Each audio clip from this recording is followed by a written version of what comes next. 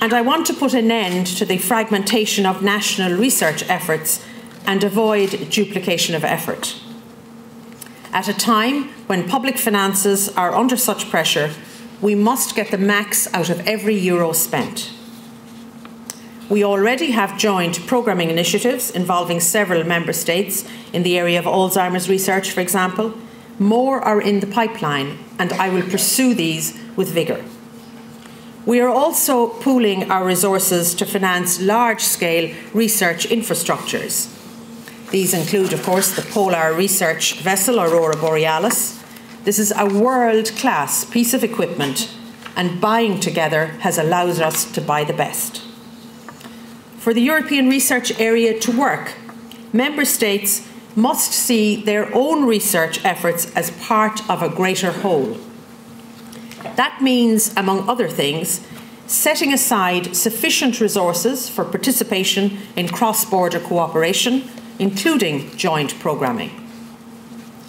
Meanwhile, we must make the best possible use of European level funding instruments. Our framework programme, the biggest public research programme in the world, is coming up for review soon. I will tie it much closer to the grand societal challenges, and I will simplify its financial and administrative procedures so that it can be even more effective. And the up to €87 billion in EU structural funds money that we have for research must be used to maximum effect, to upgrade research infrastructures across the Union so that all member states can participate fully in the research area. In that, I will work closely with my colleague, the Regional Policy Commissioner, Johannes Hahn, to ensure that this happens. And of course, the research area must be open to the world. It is the only way to be among the best. The EU has 19 international science and technology cooperation agreements with key partner countries. I want to extend this work during my mandate. A word here about basic versus applied research. Both are vital. Many of the inventions we now take for granted are the result of research that had no apparent commercial purpose. The internet, of course, is the outstanding example. So excellence in frontier research is a must. The European Research Council was set up in 2007, but it already has an excellent reputation for awarding funding on the basis of merit alone, regardless of where the proposals come from, and it has my full support. After all, how did the ball get rolling on climate change? It was because scientists from all over the world made a convincing case for urgent action. So sound science does change hearts and minds. We neglect it at our peril. At the same time, I want a strong focus on industry-driven applied research in the next 5 years. We must strengthen the links between all three sides of the knowledge triangle: higher education, business and research centres. As many of you will know, this is a top priority for President Barroso.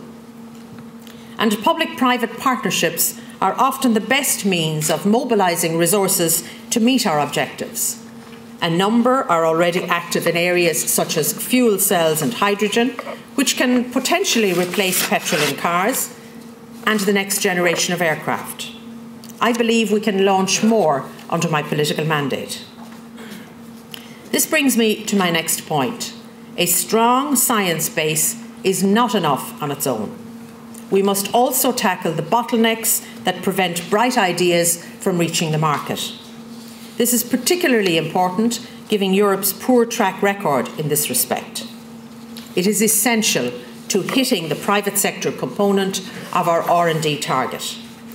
So we must build a fully functional single market for innovation. That means tearing down the barriers to cross-border trade in services and the cross-border provision of venture capital. It means finally finding an agreement on the community patent. More than this, we need to take a fresh look at our entire intellectual property framework. Indeed, we need to ask ourselves some pretty profound questions about how best to foster innovation in the early 21st century. It may be by promoting the growing trend towards greater openness. On the other hand, firms will inevitably vary in terms of how open they want to be, depending on their line of business. Some will want to be open in some markets and not in others. This may well be perfectly legitimate, and we will have to get the balance right. I need to work closely and will work closely with my colleague, the Single Market Commissioner, Michel Barnier, on all of these issues.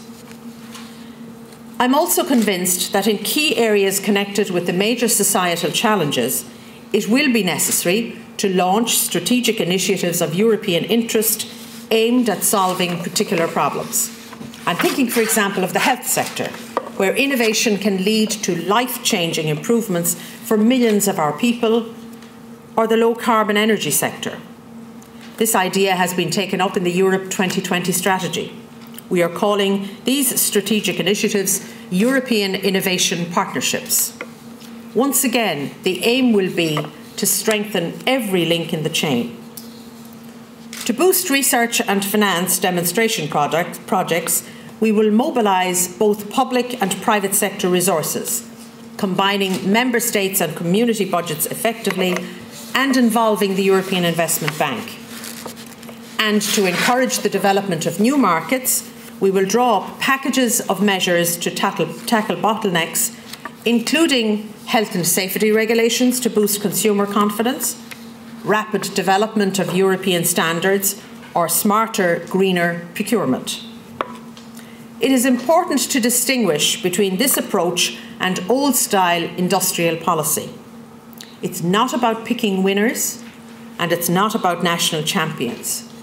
It is simply a recognition that even with the incentives provided by the emissions trading system, the market alone will not deliver all the technologies that are needed to fight climate change.